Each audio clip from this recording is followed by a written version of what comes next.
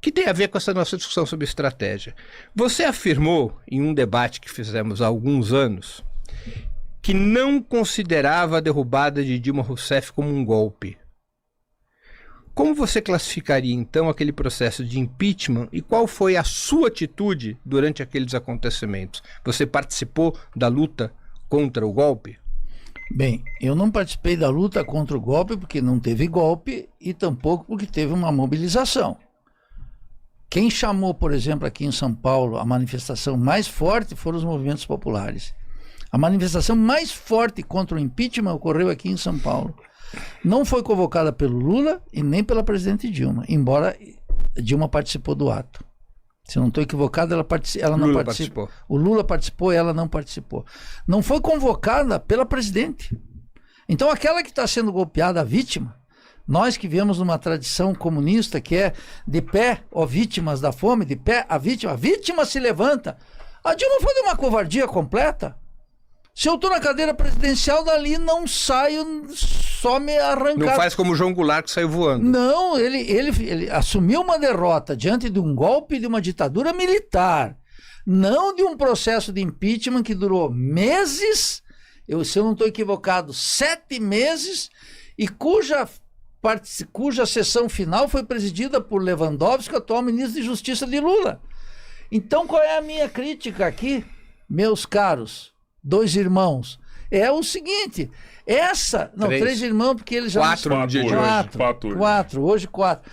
É que não só ela não se levanta, eu não posso caracterizar a destituição da presidente Dilma como um golpe. Golpe foi em 1964. Esse levou uma ditadura, esse levou ao exílio, mortes, desaparições, torturas, etc., da qual a própria Dilma foi uma das vítimas. E foi valente. Dilma foi valente quando enfrentou a ditadura, e foi de uma covardia completa na presidência da República.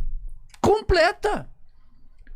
Uma coisa não anula a outra. Ela ser a coração valente lá durante a ditadura, jovem, sob a tortura, no regime militar, em condições completamente avessas, tem minha admiração eterna.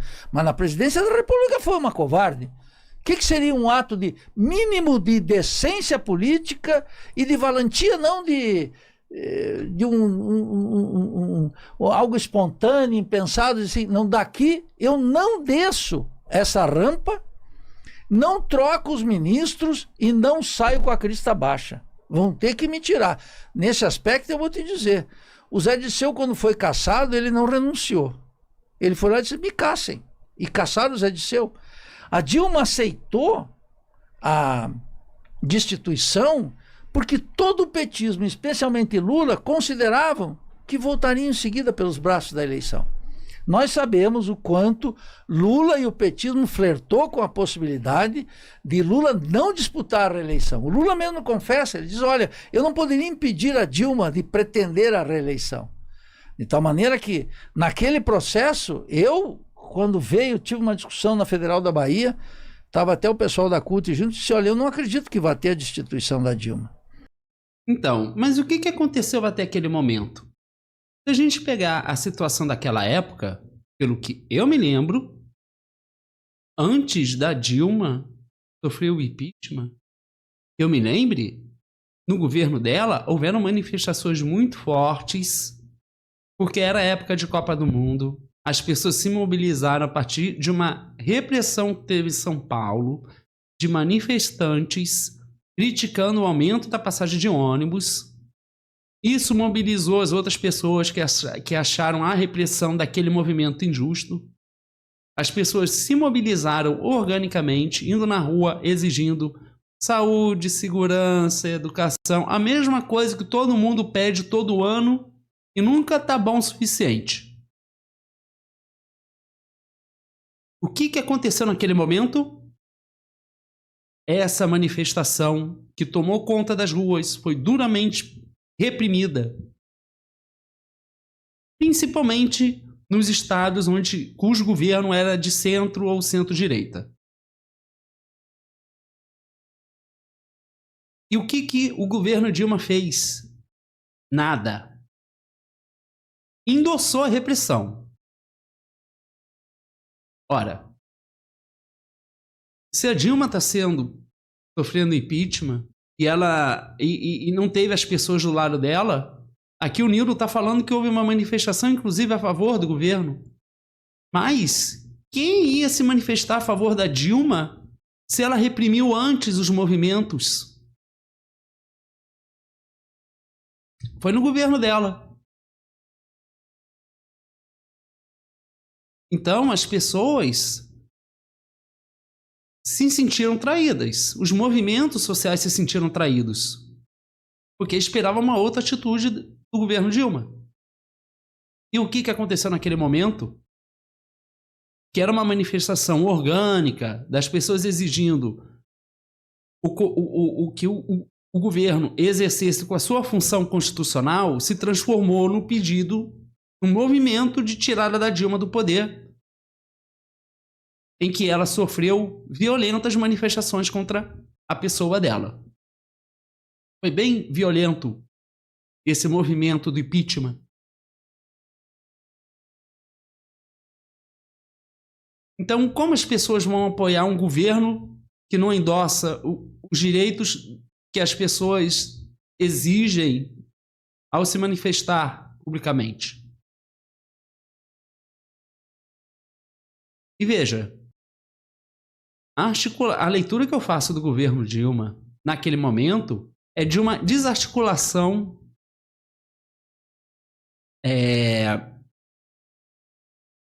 na comunicação, nos acordos políticos, porque se ela tivesse fortemente amparada com acordos políticos, ela não teria nada, esse movimento de impeachment nem teria acontecido. Porque as pessoas pensariam, veja, não vai fazer muita diferença, porque ela tem uma aliança muito forte lá dentro, vai ser muito difícil a gente tirar ela. Mas não foi isso que aconteceu. Então não adianta a gente falar do impeachment da Dilma e desconsiderar o que aconteceu antes. Porque o que aconteceu antes vai influenciar diretamente nisso, no impeachment da Dilma. Então não dá para desconsiderar o que aconteceu antes. Porque todo aquele contexto do governo dela, uma coisa é conectada com a outra. E eu não sei, não entendi o que o João Goulart tem a ver com isso. Mas por que eu dizia isso? Porque a própria Dilma achava que tinha maioria no Congresso. O petismo até as últimas semanas supunha que tinha maioria no Congresso. Então o petismo estava sendo muito ingênuo. A Dilma estava sendo muito ingênua. Porque se tivesse força, não teria acontecido isso. Não teria chegado a esse ponto. E veja, eles falam que isso é golpe. Eu acho isso um discurso muito despolitizante, da mesma maneira que a correlação de forças, porque é a terceirização da culpa, né? Sendo que o governo aprova tudo que é do interesse do governo é aprovado. Mas eles querem convencer a gente de que há uma correlação de forças que impede o governo de fazer mais do que ele deveria. Que o Congresso não destituiria a presidente Dilma. Mas depois que se configura um quadro de destituição, o PT tinha que arregaçar as mangas, Lula, Dilma, e enfrentar a direita. Ali começou uma derrota estratégica de todos os movimentos populares, de toda a esquerda, e uma reconfiguração do Partido dos Trabalhadores radical, de assumir qualquer miséria dentro da ordem estabelecida. Então eu, nessas condições de militante, e não só eu, milhares de pessoas, eu poderia dizer até arriscar milhões de pessoas, ficamos paralisados diante da renúncia da Dilma e do Partido dos Trabalhadores e de Lula, de chamar as massas para dizer, se isso é um golpe, vamos até as últimas consequências.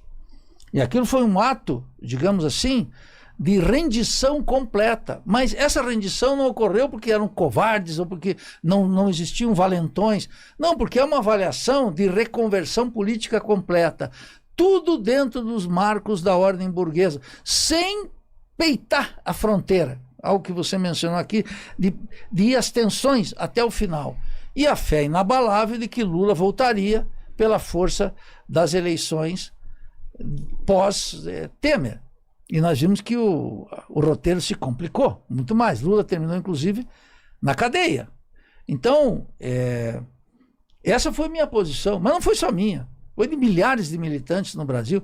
E estimo que dentro mesmo das filas dos partidos dos trabalhadores, eu lembro a desolação que era não ter um enfrentamento contra a estratégia do impeachment. Por isso que eu digo que não tem golpe. Menos ainda porque no Brasil, golpe, característica do golpe é o golpe que levou à ditadura de 21 anos. Nós não podemos chamar de golpe qualquer coisa. Breno, por que eles aceitaram o golpe e não mobilizaram as massas? Primeiro, Nildo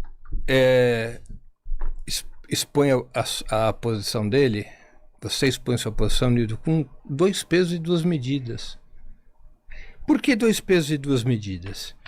Porque se o critério para dizer que não foi golpe é de que a presidenta Dilma não resistiu, não foi além do que permitia a ordem burguesa, então 64 também não foi golpe.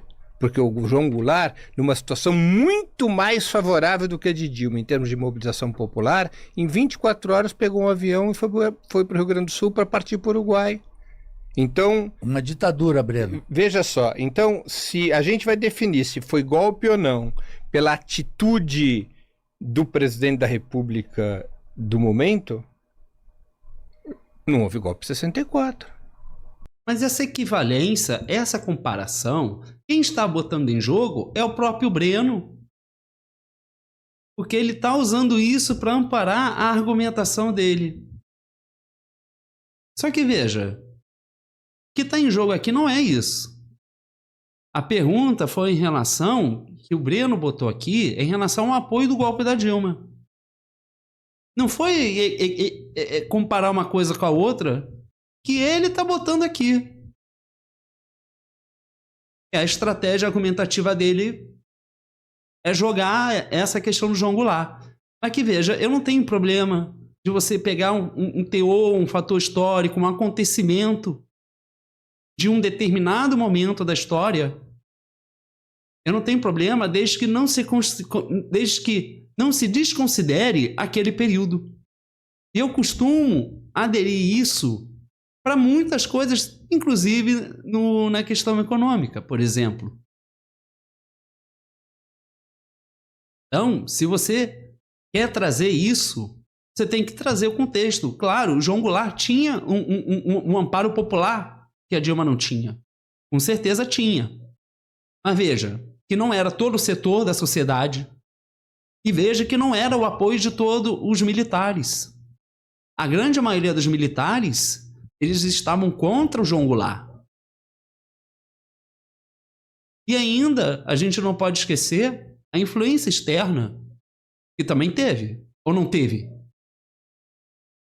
Ou não houve uma pressão externa? Porque teve isso, né?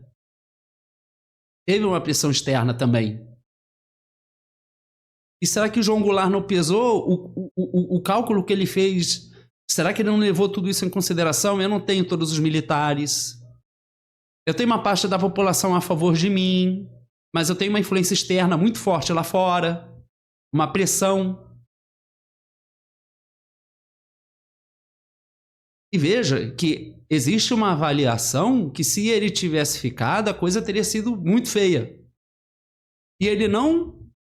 E a probabilidade de ele impedir que um golpe fosse dado, parece que essa opção ela era muito desfavorecida para ele. Parece que ele não ia conseguir impedir. Ia ter o derramamento de sangue e ele não ia conseguir impedir. Então, acho que ele pensou, olha, não dá certo, eu vou abrir mão. Acho que a gente tem que levar isso em consideração. Não é simplesmente você querer comparar uma outra coisa, um outro contexto, uma outra situação.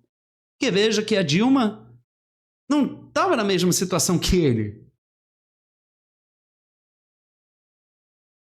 Não tem como tu comparar, porque a questão aqui não se trata disso.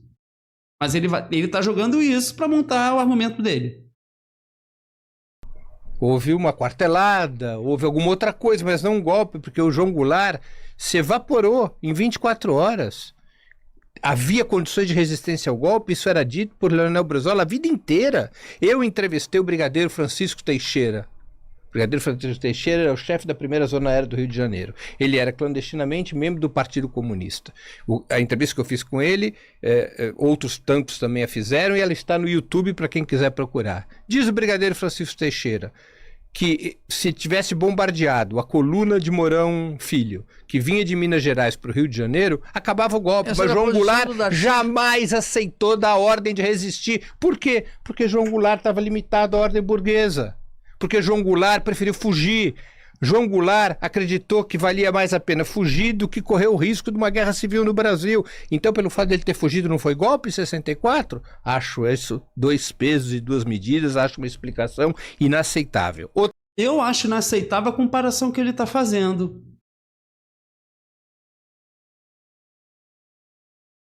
Porque se ele está falando aqui dessa possibilidade dessa guerra civil, não é nem de perto o mesmo contexto da Dilma. Então, só nisso daí, eu já considero essa uma estratégia equivocada. De você tentar puxar uma coisa do passado para tentar fazer uma comparação que, na minha opinião, não tem sentido se a gente não levar todo o contexto histórico e a situação daquele momento. Outra coisa, golpes têm muitos formatos. O golpe militar é um formato, o golpe jurídico parlamentar é outro formato. A Dilma não sofreu um golpe militar. A Dilma sofreu um golpe jurídico parlamentar. E um golpe com consequências repressivas evidentes, porque depois da queda da Dilma se acelera a repressão provocada pela Lava Jato, que leva à própria prisão de Lula. Ou nós vamos nos esquecer dos dirigentes do PT que acabaram presos por causa da Lava Jato em função da correlação que se arma em 2016 com o golpe contra a presidenta Dilma Rousseff. Golpes não se limitam ao golpe militar. Um golpe jurídico parlamentar é também um golpe de Estado. Mas se é um golpe de Estado, se o golpe jurídico parlamentar é um golpe de Estado, e veja como é um discurso despolitizante, né? E veja bem, um golpe de Estado é uma interferência de uma ruptura institucional. É uma coisa muito séria. E se eu levar em consideração esse argumento de que foi um golpe, então eu acho que a gente tem que assumir que a gente está numa republiqueta, uma república de banana. Porque veja, se é um golpe, uma ruptura institucional, uma coisa muito grave e muito séria, o que foi feito depois disso para impedir que isso aconteça novamente? Por exemplo, houve alguma reformulação, alguma modificação em relação à instituição militar? Porque até onde eu sei, não. Até onde eu sei, o governo Lula, inclusive, aumentou salário, manteve privilégios. Bom, enfim, o governo atendeu a demanda militar, mas não mexeu na estrutura. O que aconteceu em relação aos parlamentares que deram esse terrível golpe? E o judiciário, o que aconteceu? Veja, não houve nada. Não houve nenhuma mudança profunda ou a criação de algum mecanismo para impedir que isso aconteça de novo. Porque veja, que na prática a impressão que me dá é essa, né? Olha, é uma coisa do passado, vamos ignorar, aconteceu, deixa para trás, é o golpe, mas deixa para trás, isso é passado, vida que segue, vamos seguir com a vida. É assim? Porque se for assim, então está se abrindo um pretexto para que isso ocorra de novo. Porque se amanhã ou depois isso acontecer novamente, eles vão usar de novo que foi um golpe.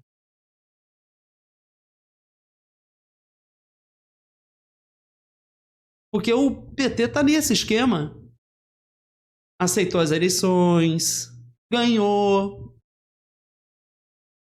Não houve nenhuma mudança estrutural em relação a nada disso. Então não cabe dizer que é golpe. Porque você ainda está nesse sistema. Você está com o mesmo exército, você está com o mesmo parlamento, você está com o mesmo judiciário. Não houve nenhuma mudança de nada. Então não é golpe. Não é golpe. Veja, ela aceitou todo o rito legal.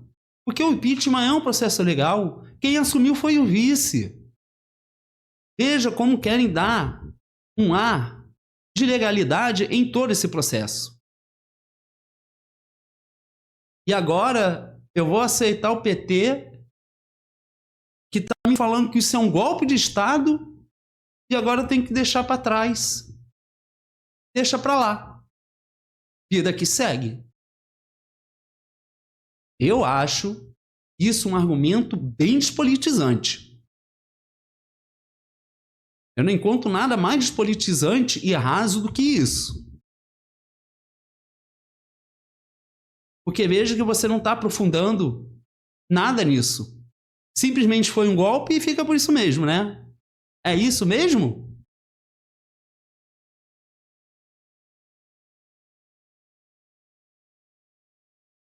Veja como é um argumento que, para mim, não tem sentido nenhum.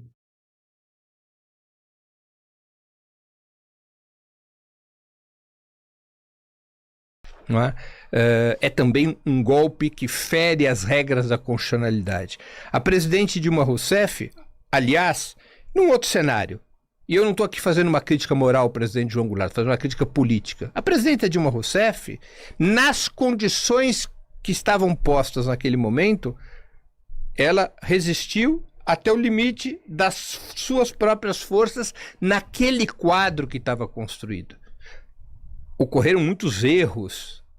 O Partido dos Trabalhadores não se preparou para o inevitável golpe. O Partido dos Trabalhadores, Robertinho, esqueceu da resolução do 5º Encontro Nacional, de que a contra-revolução era inevitável e de que o governo devia se preparar para aquele momento.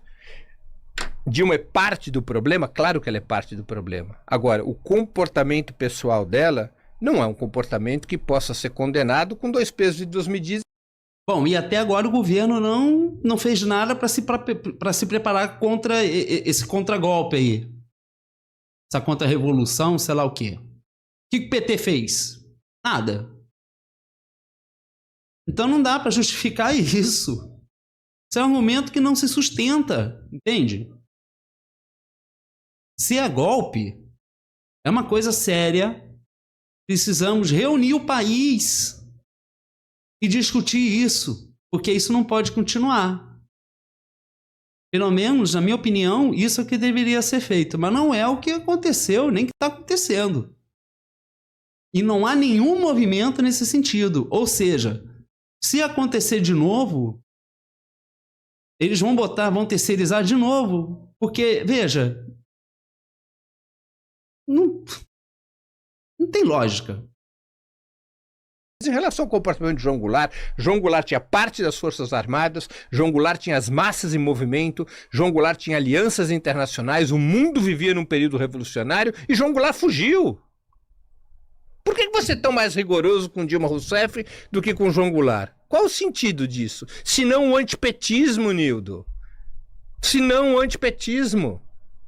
É a única explicação. O que é o isso. antipetismo? O antipetismo é uma avaliação sobre o papel histórico, do ponto de vista de esquerda. O antipetismo é uma avaliação sobre o papel histórico que o PT joga, que passa a ser considerado malévolo do ponto de vista da acumulação de forças da esquerda, e passa a se ter como cálculo de que só é possível a esquerda se reorganizar se o PT for derrotado, se o PT for superado, se o PT deixar de exercer o papel que exerce hoje. É isso que é o antipetismo de esquerda. O antipetismo de direita é outra coisa. O antipetismo de direita é o reacionarismo, é o ódio à classe trabalhadora, é o espírito tradicional das nossas elites agrárias, industriais e financeiras. Eu não estou aqui falando do antipetismo de direita. Mas o antipetismo de esquerda é isto, que acaba obnubilando, que acaba intoxicando o pensamento de gente tão preparada quanto você. Bom, e agora ele foi para a questão pessoal. Você é preparado, mas você é antipetista.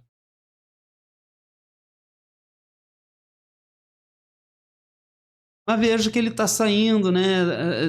Ele já colocou uma questão aqui histórica que não tem sentido, uma comparação que não tem nada a ver, tentando justificar uma coisa que para mim não tem justificativa, é plausível. E agora, como se isso não bastasse, ele agora vai para a questão pessoal, chamar ele de antipetista também.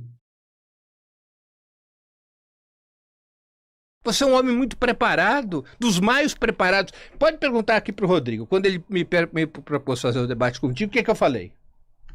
É um dos homens mais preparados da esquerda brasileira. Extremamente qualificado. Mas intoxicado pelo antipetismo, ao ponto de fazer uma comparação desse tipo. João Goulart fugiu em menos de 24 horas, Nildo.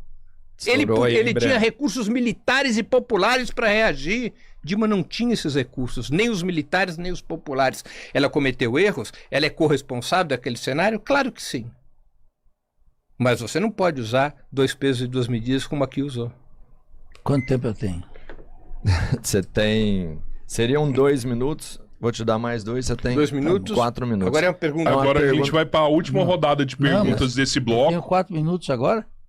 Para fazer uma pergunta. É o seu tempo de pergunta. Normalmente ele é de 2. Como o Breno estourou o dele, você vai ganhar mais 2. Então, tempo total 4. Eu vou nesse embalo aqui. Breno, caracterizar. Eu quero te escutar sobre isso. João Goulart, como um fujão, e Dilma, no máximo, tenha cometido erros, ela é a comandante em chefe nas Forças Armadas, e quando começou o processo de impeachment, que começou em dezembro e só terminou, se eu não estou equivocado, em 20 de agosto, são 8 meses, quase 9 meses, que ela poderia ter armado os movimentos populares, ter armado as Forças Armadas. Forças Armadas? Sim, ela é comandante em chefe. O presidente da República tem poderes que, se ela vê a sua condição ameaçada, por que não? Quer dizer, quando o Darcy Ribeiro, não foi só o general que você entrevistou do Partido Comunista que disse, olha, se lambesse as tropas de Mourão, o golpe seria derrotado ali. A opinião do Darcy é baseada no relatório do Francisco Teixeira. E o Darcy coloca isso e escuta. O João Goulart sai do país quando ele está completamente derrotado. Isso levou 10 anos de separação entre ele e o Brizola. Uma separação completa. Eles que eram cunhados. E ele foi imperdoável pro Jango. O Brizola tinha uma lucidez que o teu amado Partido Comunista não tinha. O Brizola tinha essa lucidez. Mas veja, no conjunto das forças do João Goulart, ele teve como circunstâncias, tu não pode apresentá-lo como um fujão, Breno. Você está apresentando o João Goulart como se ele fosse um fujão, que ele tinha mais condições que a presidente Dilma. É um erro. Não, vou te dizer por quê. Porque as condições que João Goulart esteve submetido, foi você mesmo disse, você mesmo colocou aqui, a possibilidade de uma guerra civil. E o que sucedeu ele, não é, eu não estou colocando como critério de ter golpe ou não, o fato de, o comportamento do presidente. É a consequência. Em 64, a derrocada de João Goulart, ele ser mandado para fora, implicou numa ditadura de 21 anos. A derrocada de Dilma, vamos chamar assim, o impeachment de Dilma, deixou ela com direitos suficientes para ela disputar a condição de senador em Minas Gerais e perder. E Lula, livre ainda, só depois indo para a cadeia. E saindo da cadeia, concorrer à presidência da República num curto espaço de tempo. As consequências são completamente diferentes, Breno. Então é de uma injustiça completa, histórica, mas não só do ponto de vista moral, de imprecisão histórica, apresentar João Goulart como um sujeito que tinha tudo nas mãos e um fujão, e Dilma apenas como alguém que cometeu erros. Não foi só de Dilma. Tem uma coisa dentro do PT que a gente precisa dizer, eu quero te perguntar a respeito. É uma sacanagem com a presidente Dilma, de criticá-la como isso, como uma forma de isentar Lula. Dilma exerceu a presidência da República com limitações extremas daquilo que muito petista considera o segundo mandato uma beleza, um avanço extraordinário. As condições da economia, da política, das alianças, Dilma herdou completamente de Lula. Dilma era uma desconhecida no partido. E somente a destituição completa de Zé Disseu é que levou a opção de Dilma Rousseff. Lula, eu estimo aqui, não gostaria jamais de ter o Zé Disseu como sucessor. Aí ele já está entrando numa questão que eu realmente não sei se é verdade. Jamais, porque o Zé Disseu ia descartar o Lula. Não era uma conversa fácil. Então a Dilma foi uma solução de conveniência, só que o Lula supunha que ele não seria tocado. Aí que eu digo que a irresponsabilidade de Lula é gigantesca. Então eu te pergunto sobre isso. É uma imprecisão histórica, Breno, comparar aquilo que você mesmo diz, uma possibilidade de uma guerra civil com um presidente já derrotado pelos... Eu poderia dizer, foi uma virtude de João Goulart evitar aquilo que ele chamaria um banho de sangue. Aliás, não foi uma atitude só dele, foi uma atitude também do Partido Comunista. Foi uma atitude também do Lúcio e do Brizola. Todo mundo disse, perdemos. Não pode crucificar. Não, o Brizola foi contra João Goulart. E por um motivo muito óbvio. O Brizola estava disposto a ir para o tudo ou nada porque ele acreditava que essa seria a melhor opção. Então é natural que ele fosse ser contra João Goulart e criticasse o caminho que João Goulart resolveu tomar. Porque eles tinham visões opostas do que fazer. Um achava que era melhor fugir e o outro achava que era melhor ir pro tudo ou nada. Simples assim. O Jango, apresentaram como um fujão no segundo dia, quando as coisas já estavam completamente consolidadas. Te escuto a propósito. Vamos lá. 5. Vamos aqui à precisão histórica. Vocês não acham que o Breno está tendo muito mais tempo do que eu? De jeito nenhum. Não, o tempo tá marcado.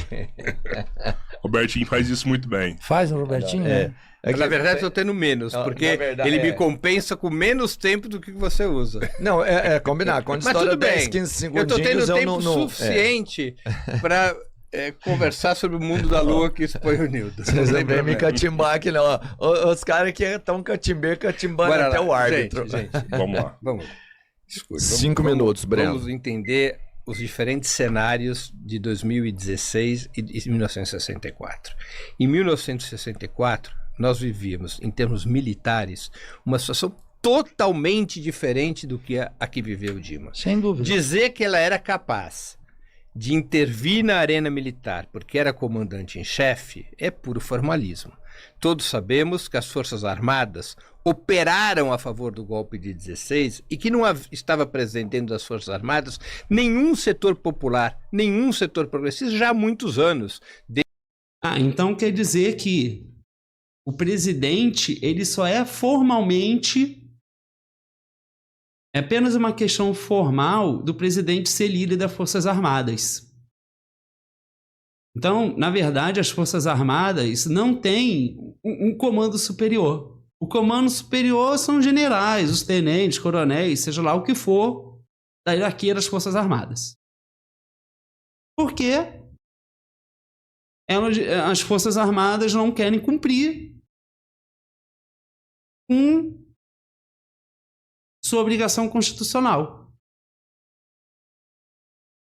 Então veja como é um argumento muito frágil você dizer que a Dilma sofreu um golpe, porque agora o que ele está falando é pior ainda. Então o Lula não manda em nada. Então amanhã ou depois, se eles quiserem se mobilizar de novo, não adianta dizer que é golpe. Porque não tem nenhuma preocupação de mudar isso.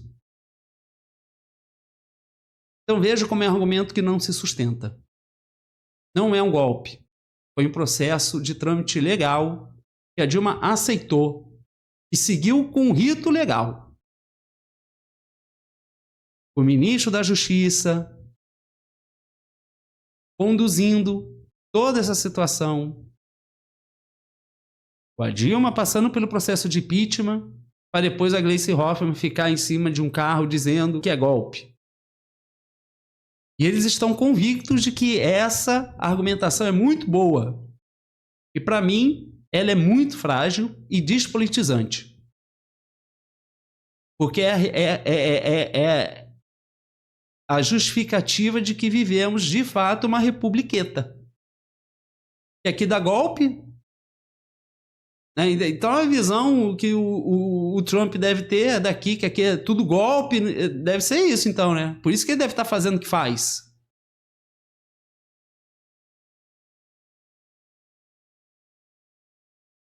E aí? Agora o Breno está dizendo que é só uma questão formal. E agora?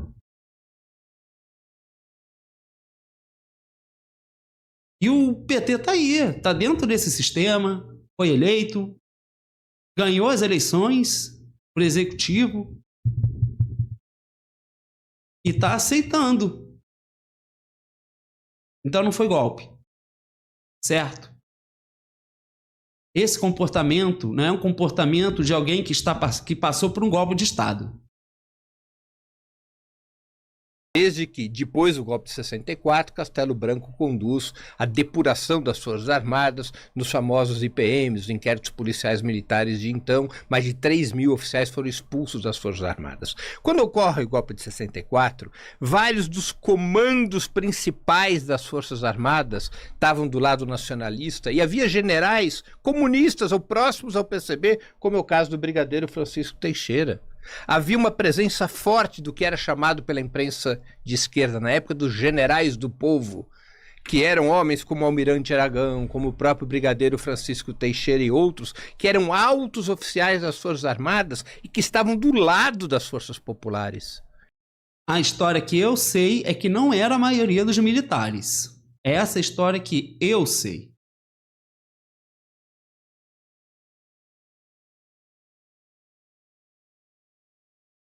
Não é a mesma coisa do que você ter a metade. A maioria estava contra João Goulart. Essa é a história que eu sei. Isso jamais Dilma teve a seu favor. E que tampouco jamais João Goulart teve isso a seu favor. Segundo, vivia-se em 64 um fluxo ascendente das lutas populares. O comício de 13 de março, ele é uma expressão da possibilidade de mobilizar o povo em defesa daquelas reformas de base, comício no qual está presente João Goulart e deve ser aplaudido por ter estado presente naquela mobilização. Havia condições de mobilização e vários dirigentes comunistas da época, alguns que romperam com o PCB depois de 64 e outros que não romperam, afirmavam categoricamente que se armas fossem distribuídas ao povo, se repetiria 1961, quando se deteve o golpe. Eu ouvi isso de Gregório Bezerra, com quem eu tive a oportunidade de militar ainda muito jovem. E Gregório Bezerra contava que em Pernambuco ficaram esperando as armas que nunca chegaram. E se armas tivessem sido distribuídas, especialmente num estado como Pernambuco, que o PCB e as demais forças populares estavam muito mobilizadas, teria sido outro quadro naquele estado. João Goulart tinha as possibilidades de acionar um cenário parecido com aquele que Brizola acionou em 1961. Nildo, essa não é a minha opinião, é do Leonel Brizola. Eu conheço bem a posição de Leonel Brizola. João Goulart, mesmo tendo condições de resistência, decidiu não resistir. Segundo Brizola, que na opinião dele, naquele momento, ele achou que João Goulart estava errado. É natural que ele vai ser contra, vai criticar o João Goulart, óbvio. Ele queria uma outra coisa, natural que ele criticasse. E foi-se embora do país.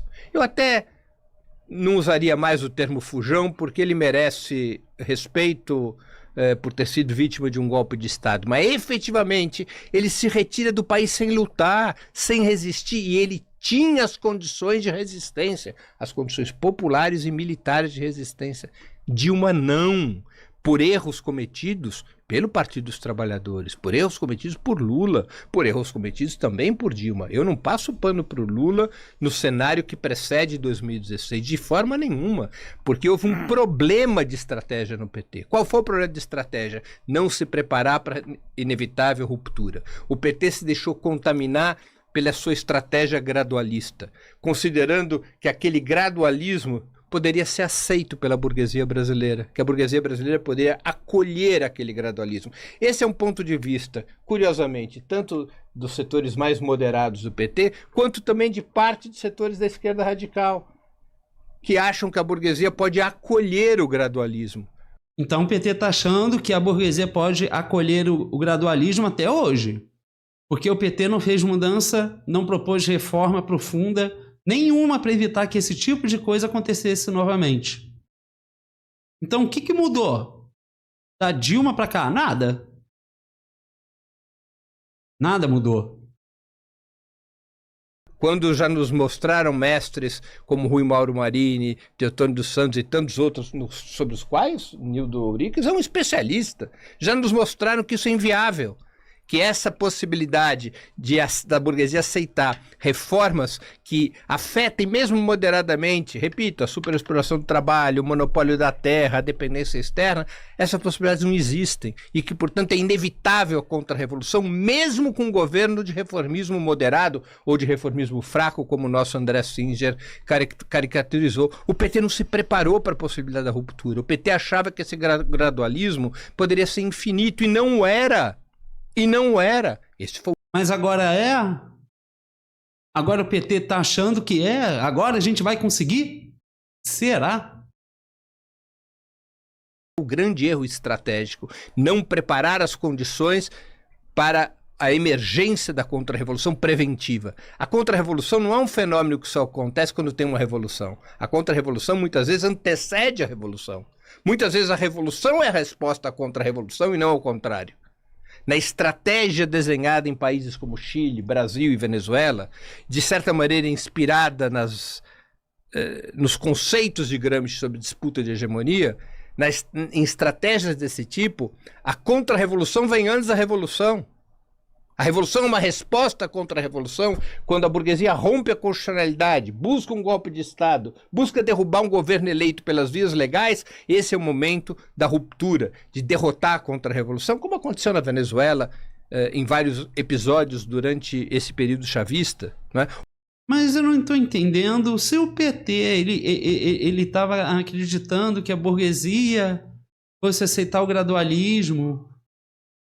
E ele disse que foi um golpe jurídico parlamentar. Quem mobilizou esse golpe jurídico parlamentar? Foi a burguesia?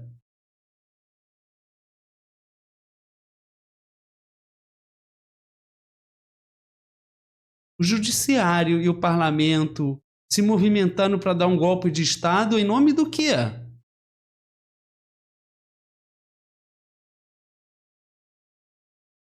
Quais as forças influenciaram no parlamento e no judiciário? Foi a burguesia?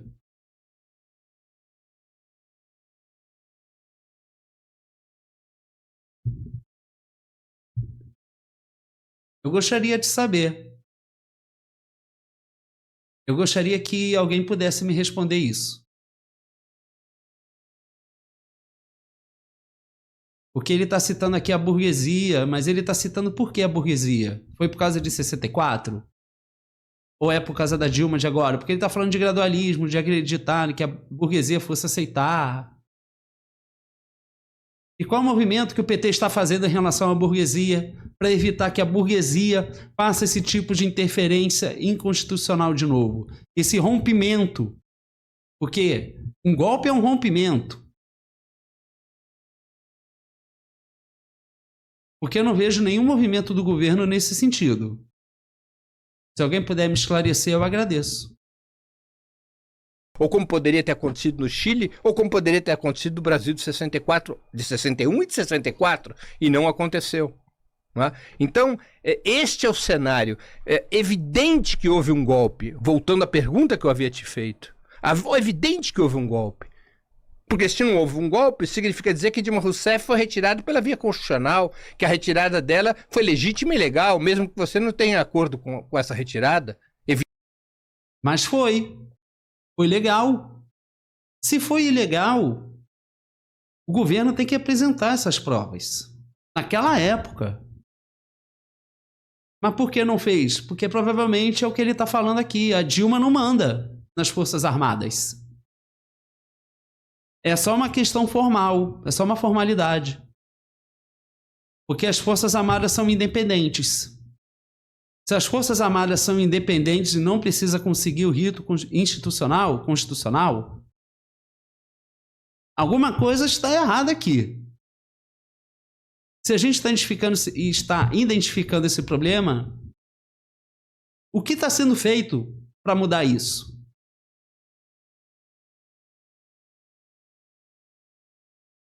Olha, militar, burguesia, parlamento, judiciário, tudo isso ele está utilizando aqui que é um golpe jurídico parlamentar. Ele está falando que os militares aqui não escutam o líder supremo das Forças Armadas, que é o presidente. Ele está falando aqui que a elite... Então, assim... Tudo está desfavorável. Então, para que votar? O presidente nem nas Forças Armadas manda. Ele está fazendo parte desse processo político que você pode dar um golpe a qualquer momento e não está fazendo nada em relação a isso. Então ele está aceitando isso. Se ele está aceitando, não dá para falar que é golpe. Evidente que houve uma violação da legalidade, evidente que houve uma violação da legitimidade, e não é pelo comportamento, pela avaliação do comportamento de maior ou menor resistência de um presidente que nós podemos chegar a conclusões acerca de ter havido ou não golpe de Estado. Senão, nós teríamos, repito, que afirmar que em 64 não houve golpe de Estado, porque João Goulart bateu asas e voou. Deu aí, hein, Breno? Nildo, 4 minutos para contrapor o que ele falou. É possível, você faz um intervalinho comercial aí, vende uns livros... Vamos vender um livro. Claro. Você quer apresentar seu livro agora? Opa! Aproveitem aí. Ele vai me dar... Bom, gostaram? Muito interessante, hein? Muito interessante. É muito interessante a gente ver como tudo é muito conduzido, né?